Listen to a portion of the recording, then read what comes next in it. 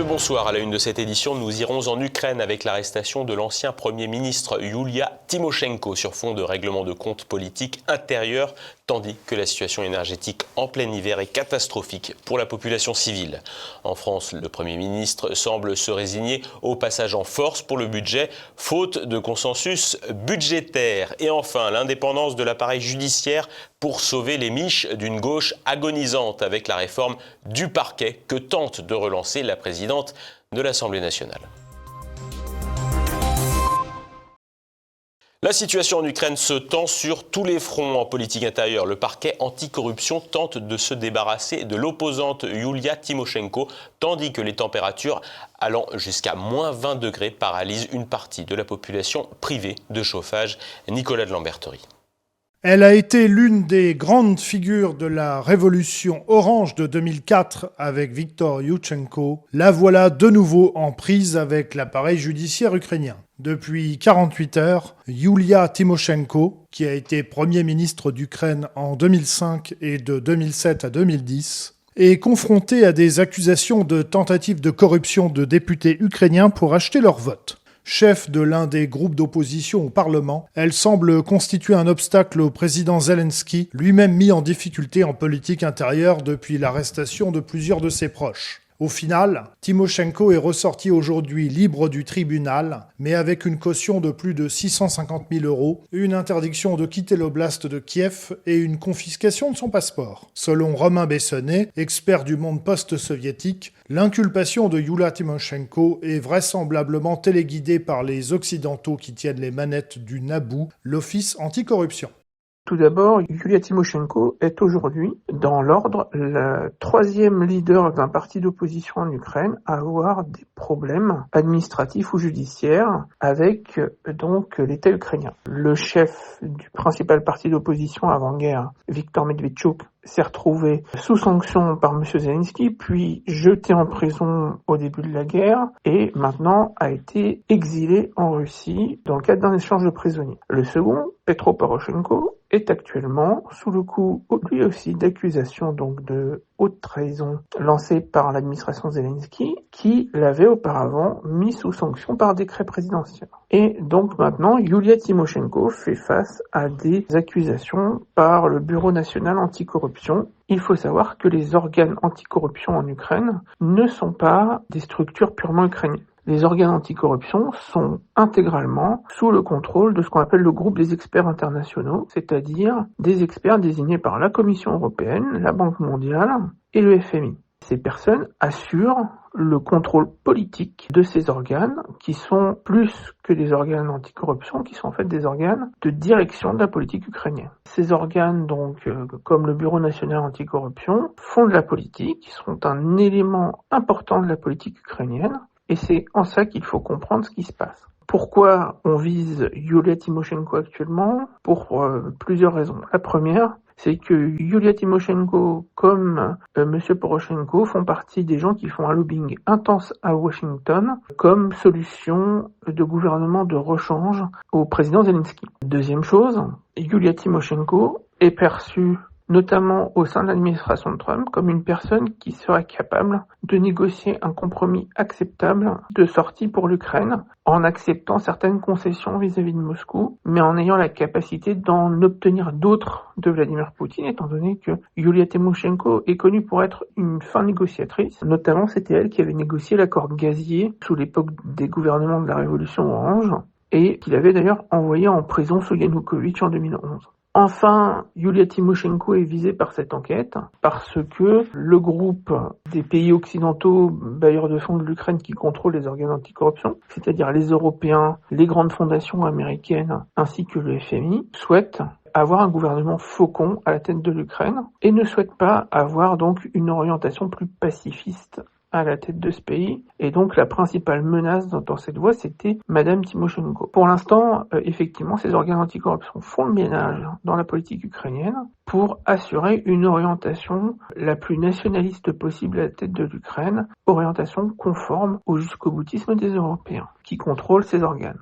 Par ailleurs, la stratégie russe consistant à démolir par des frappes les infrastructures énergétiques et économiques de l'Ukraine se poursuit et produit désormais des effets dramatiques pour la population civile privée de courant et de chauffage en plein hiver. Aujourd'hui, donc, l'Ukraine est en blackout dans au moins 3 régions, un blackout presque complet, que Dnipropetrovsk, Kharkov et Kiev. Dans ces 3 régions-là, il y a officiellement, respectivement, 19 heures, 18 heures et 15 heures de coupure de courant, sachant que les rétablissements de courant se font la nuit. La population n'en voit pas la couleur en général, sauf peut-être à Kiev, où hier, il y a eu quelques heures de rétablissement du courant en journée. La situation est si grave que la première ministre Sviridenko a décidé d'un plan de restriction d'usage de l'électricité, notamment donc à destination des entreprises et des administrations. On a décidé aussi que les vacances allaient être prolongées jusqu'au 1er février pour les écoliers. Dans Kiev, il y a 1200 points gérés par les pompiers de la ville pour que les Kieviens puissent donc se réchauffer. Et il y a actuellement, officiellement, plus de 300 immeubles d'habitation collectifs qui sont donc coupés du courant et du système de chauffage central de la ville. La plupart des centrales électriques sont aussi les centrales qui produisent l'eau chaude pour le chauffage central. Et donc quand les Russes en fait mettent hors d'état une centrale électrique, ils mettent aussi hors d'état le réseau de production de chauffage de la ville, de chauffage central de quartiers entiers dans une ville. On a des images de chauffage qui sont coupées en deux à cause du froid. On a des pointes à -20 actuellement la nuit, ce qui fait que comme le chauffage est coupé, les tuyaux sont glacés et donc ça fait exploser les canalisations de chauffage. Et quand le chauffage est rétabli, ça donne des inondations. Donc voilà, la situation est vraiment critique en Ukraine de ce point de vue-là. Elle commence à être critique économiquement, étant donné que le gouvernement a dit qu'il va y avoir des problèmes sur la collecte de la TVA, étant donné que beaucoup d'entreprises sont en chômage technique par manque d'électricité. Le Parlement ukrainien, donc hier, a voté contre un amendement au budget pour mettre fin à des exemptions de TVA ainsi que pour mettre en place des mesures afin d'améliorer la collecte des impôts en Ukraine. Ces mesures avaient été exigées par le FMI, ce qui fait que le paiement de 5 milliards de dollars qui était prévu par le FMI au premier trimestre 2026, est actuellement gelé. Le budget ukrainien est en train de s'effondrer sous le coup des frappes russes. Le but que les Russes se sont assignés, qui est de mettre à genoux l'économie ukrainienne, semble être maintenant à portée de main. Et donc ça va avoir des conséquences financières pour les pays qui financent l'Ukraine, en premier lieu les Européens. Autre signe de l'affaissement économique de l'Ukraine, une nouvelle dévaluation de la hryvnia, la monnaie nationale ukrainienne, qui pour la première fois s'échange à un taux de plus de 50 hryvnias pour 1 euro. Quant à la ligne de front, elle bouge extrêmement peu ces jours-ci, tant Moscou semble avoir fait sa priorité le ciblage économique et infrastructurel de l'Ukraine. La partie ukrainienne reste malgré tout très active et frappe elle aussi durement les infrastructures énergétiques de la Russie, même si cela ne produit pas des conséquences aussi dramatiques qu'en Ukraine. En clair, faute de sembler pouvoir décider du conflit sur la ligne de front, Kiev et Moscou continuent de se frapper économiquement. Reste à voir qui de Moscou ou des bailleurs de fonds européens de l'Ukraine finira par lâcher le premier. Pas de compromis pour le budget. Le Premier ministre a fini par interrompre les débats à l'Assemblée. Reste à savoir comment le gouvernement va faire adopter le budget. Renaud de Bourleuf. Ce soir, nous nous éloignons définitivement d'un texte de compromis acceptable par une majorité de députés ici à l'Assemblée nationale. Échec du gouvernement avant un passage en force du budget, ou plutôt un passage en faiblesse. Jeudi soir, le ministre délégué chargé des relations avec le Parlement, Laurent Pagny-Fou, a annoncé l'interruption des débats sur le projet de loi de finances 2026, prévu ce vendredi et lundi. Pour le ministre des Comptes publics, Amélie de Montchalin, cet échec est dû à des saboteurs, à savoir le Rassemblement national et la France insoumise. Le député RN de la Somme, Jean-Philippe Tanguy, a répondu dans l'hémicycle. Alors écoutez, je sais que vous avez du mal à compter en Macronie, mais alors, s'il y avait une majorité de non-censure, vous aviez une majorité pour faire un budget. Voilà, c'est tout, c'est arithmétique, c'est mathématique, niveau vraiment CP, quoi. Voilà. Mais on ne peut pas vous battre. Donc si vous n'avez pas de budget aujourd'hui, ce n'est pas la faute du groupe Rassemblement National et de l'UDR et ses 140 députés, c'est pas la faute des Insoumis et de leurs 70 députés, c'est parce que la majorité absolue du PS jusqu'au LR est incapable de se mettre d'accord sur un budget. À quoi s'attendre maintenant de la part du gouvernement ? Deux options sont sur la table, le recours à l'article 49.3 ou les ordonnances.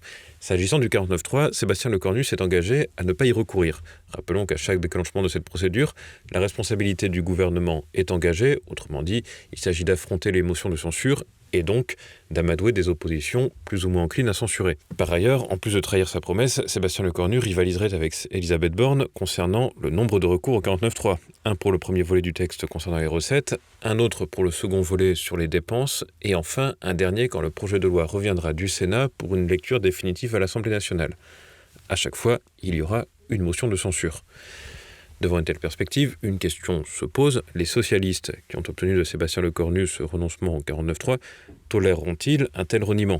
Dès mercredi, le porte-parole du groupe socialiste, le député du Val d'Oise Romain Eskenazi, se disait prêt à l'admettre. Donc si le 49.3 permet de cranter les avancées sociales et écologiques qu'on a négociées, je dis effectivement, pourquoi pas ? Mais encore une fois, ce n'est pas nous qui le demandons. Du côté de LR, le recours au 49.3 divise un peu, même si les cadres du parti y sont plutôt favorables. Par conséquent, il faut que le gouvernement arrête de faire des transactions avec le Parti socialiste, engage le 49.3 pour que la France ait un budget rapidement, mais pas n'importe quel budget. Le 49.3, c'est l'assurance des magouilles et des discussions avec le Parti socialiste notamment, pour avoir un budget qui va coûter encore plus cher aux Français.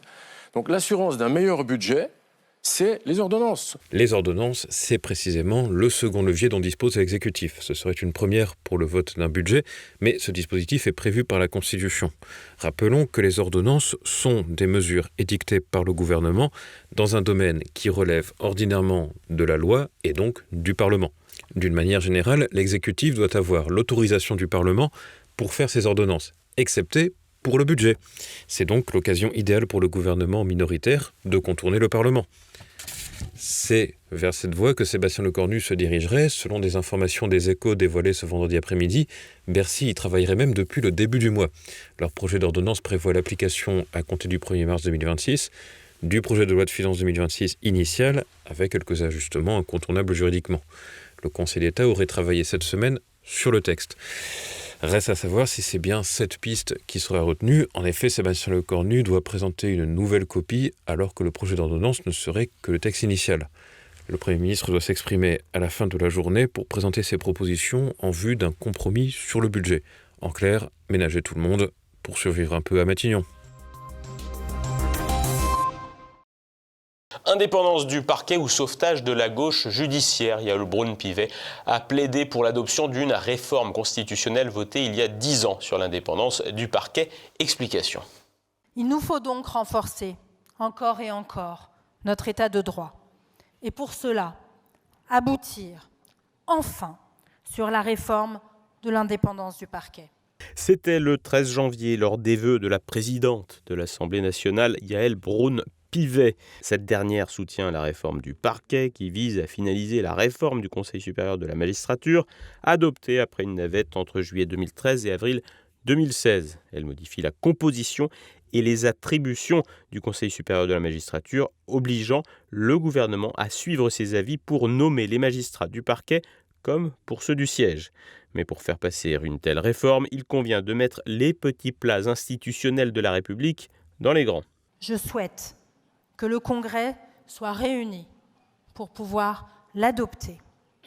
Voici un texte qui pourra protéger très concrètement l'ensemble de nos concitoyens à l'avenir. Le ton mal joué est grave et l'occasion est bien là pour la présidente de l'Assemblée de laisser une nouvelle trace qui, une fois de plus, ne sera pas vraiment la sienne, après la constitutionnalisation de l'avortement. Cette fois-ci, c'est dans les vieux tiroirs de la chancellerie Taubira que la récupération s'opère. Pour Pierre-Marie Sèvres, directeur de l'Institut pour la justice, une telle réforme reviendrait à donner encore plus de poids aux syndicats de magistrats. Cette réforme, qui est déjà très ancienne, qui a plus de 10 ans, elle a été votée au Sénat en 2013-2014. Moi, elle me semble poser des problèmes. Le Conseil supérieur de la magistrature, à qui on donnerait donc un grand pouvoir de nomination des magistrats du parquet, est un organe qui est gangréné depuis les années 90, depuis la réforme Balladur, gangréné par le syndicalisme judiciaire. C'est-à-dire qu'aujourd'hui, une bonne partie de la composition du Conseil supérieur de la magistrature est issue de listes de syndicats. Et donc, des syndicats, comme le syndicat de la magistrature, ont un poids très important au sein du Conseil supérieur de la magistrature. Donc, moi, je considère que le Conseil supérieur de la magistrature doit être réformé et qu'il ne faut surtout pas lui donner plus de pouvoir qu'il n'en a déjà, en particulier en ce qui concerne la nomination. L'obligation pour le gouvernement de suivre les avis du Conseil supérieur de la magistrature pour nommer les magistrats du parquet entérinerait une pratique déjà existante et suivie par les gardes des Sceaux successifs. L'indépendance totale sans possibilité de contre-pouvoir au judiciaire risquerait néanmoins de déséquilibrer la répartition des pouvoirs au service des juges. L'indépendance du parquet, en fait, en soi, l'indépendance vis-à-vis du pouvoir exécutif, elle est probablement souhaitable, mais l'indépendance en soi, vis-à-vis de tout pouvoir, de toute source de légitimité, ça me semble extrêmement contre-productif. Et surtout pas une indépendance vis-à-vis des citoyens. Aujourd'hui, les magistrats du parquet sont dépendants donc du ministre de la Justice, donc quelque part en partie des citoyens. Donc ça crée quand même un lien avec les citoyens. S'ils perdent tout lien et toute responsabilité devant les Français et devant le pouvoir exécutif et législatif, eh bien pour moi, ça veut dire qu'il ne va servir qu'une seule chose, et d'ailleurs qu'il le veuille ou non, volontairement ou involontairement, il va servir les intérêts de sa sociologie, il va avoir le prisme particulier qu'a sa sociologie, la même que pour l'ensemble des magistrats, c'est-à-dire une sociologie de centre-ville, d'élite intellectuelle, de petite bourgeoisie, et moi je ne veux absolument pas d'un parquet qui poursuive les intérêts d'une partie de la société, aussi louable soit-elle. Cette sociologie-là n'a pas vocation à avoir le monopole. Une sociologie bien identifiable qui pourrait éprouver une gêne en 2027 en cas d'élection d'un candidat de rupture comme Jean-Luc Mélenchon ou Marine Le Pen. Une réforme qui arriverait à point nommé pour certains. C'est un serpent de mer depuis quand même un certain nombre d'années, l'indépendance du parquet. Si ça devait se faire au moment où effectivement le système de centre-droit, centre-gauche sent qu'il va perdre son pouvoir, effectivement ça peut poser question sur les motivations réelles derrière. Passons à présent à l'actualité en bref en France. Et si la dignité, c'était de protéger la vie? C'est le thème de la Marche pour la vie, la grande manifestation annuelle pro-vie en France. Le rendez-vous initialement prévu au Trocadéro à Paris aura finalement lieu place Vauban, derrière les Invalides, à 14h dimanche. L'organisation entend sensibiliser non seulement sur l'avortement, mais également sur l'euthanasie, dont la proposition de légalisation passera bientôt devant le Sénat. Le président de la République, une partie des élus et les loges entendent faire passer cette réforme le plus vite possible. En amont de cette mobilisation, même les évêques de France ont publié une tribune contre l'euthanasie et en faveur des soins palliatifs. Devoir de mémoire, la décision du Conseil de Paris de retirer une délibération visant à nommer une allée en hommage au réalisateur Claude Lanzmann à l'occasion du centenaire de sa naissance suscite une petite levée de boucliers. Des élus écologistes, menés par Alice Coffin, ont évoqué de très nombreuses accusations de violences sexuelles non prouvées à son endroit. Un collectif d'intellectuels, dont Elisabeth Badinter, Serge Klarsfeld et Bernard-Henri Lévy, dénoncent ce qu'ils appellent une substitution idéologique à la justice, voyant une compromission face à la mémoire. Ils appellent à rétablir l'hommage ou à mettre le sujet sur la table lors des prochaines élections municipales. De son vivant, Claude Lanzmann avait également nié la responsabilité soviétique dans les crimes de Katyn ou encore traité les harkis de chiens. Les Thénardier à gauche dans l'hémicycle. Le député LFI Ercilia Soudet a été condamné par les prud'hommes de Paris pour inégalité de traitement envers une ex-collaboratrice. Cet attaché parlementaire embauché via Pôle emploi à 1 656 € mensuels a vu son CDI rompu en période d'essai au profit d'un assistant, un étudiant étranger très proche de l'élu, mieux rémunéré et passé à temps plein. L'avocate de Soudet justifie la différence par la maîtrise de l'arabe de ce dernier, démentant toute relation intime. La plaignante reçoit 2 586 € en dommages, intérêts et frais. Cette affaire embarrasse un peu la France insoumise, mais entérine symboliquement la fin de la défense des travailleurs pour des causes plus exotiques. On a les médecins qu'on mérite. À Nantes, un guérisseur de 32 ans a été condamné à 2 ans de prison avec sursis pour violence aggravée et exercice illégal de la médecine suite à un rituel qu'il qualifiait d'exorcisme sur un adolescent de 14 ans en 2015. Le père de l'enfant, originaire de Centrafrique, a écopé de 8 mois avec sursis. Le jeune, traumatisé par la mort accidentelle de son frère, présentait des troubles interprétés comme un envoûtement. Le Nganga, une sorte de sorcier, a pratiqué des incisions avec une lame de rasoir lors d'une cérémonie filmée facturée 600 €. L'appareil judiciaire n'a pas jugé la superstition culturelle, mais les violences sur mineurs. L'avocate du père évoque un recours désespéré dû à une méconnaissance du système de santé français. Cacher cette immigration que les antiracistes eux-mêmes ne veulent pas voir. Le recensement a commencé jeudi dans 8000 communes et son questionnaire introduit cette année une nouvelle question, le lieu de naissance des parents. Notons que cette question est facultative. Plusieurs organisations telles que la Ligue des droits de l'homme, la CGT ou Solidaire appellent à ne pas répondre. Motif, cela renforcerait les préjugés. L'actualité internationale en bref. Dans un contexte de fortes tensions transatlantiques, 13 soldats allemands doivent rejoindre au Groenland et dès vendredi, les forces danoises et les contingents français, néerlandais ou encore britanniques pour l'exercice Arctic Endurance. Le ministère allemand de la Défense a présenté cette opération comme une réponse directe aux menaces russes et chinoises dans l'Arctique, sans mentionner les ambitions affichées par Donald Trump de prendre le contrôle du Groenland. Interrogé sur le timing particulièrement parlant, l'annonce survient juste après une rencontre infructueuse mercredi à la Maison-Blanche entre les chefs de la diplomatie danoise et groenlandaise d'une part et des responsables américains d'autre part. Le ministre de la Défense Boris Pistorius a balayé tout lien de causalité. Il s'agit selon lui d'une simple, je cite, coïncidence temporelle. Ironie des mots, Donald Trump présidera le Conseil de la paix pour Gaza. Le dirigeant américain a annoncé sa création hier. Cette instance supervisera un comité transitoire palestinien de 15 technocrates dirigé par Ali Chat, ingénieur et fonctionnaire de l'autorité palestinienne. L'Arabie Saoudite, le Qatar, l'Égypte, la Turquie, mais aussi plusieurs pays européens dont la France, l'Allemagne et l'Italie participent au projet. Trump exige la démilitarisation totale du Hamas, la remise de toutes les armes et la destruction des tunnels. Il presse aussi pour la restitution immédiate du corps du policier israélien Ran Gvili. L'objectif, lancer la reconstruction après le déploiement d'une force internationale de stabilisation. La situation humanitaire dans Gaza reste dramatique avec de graves pénuries.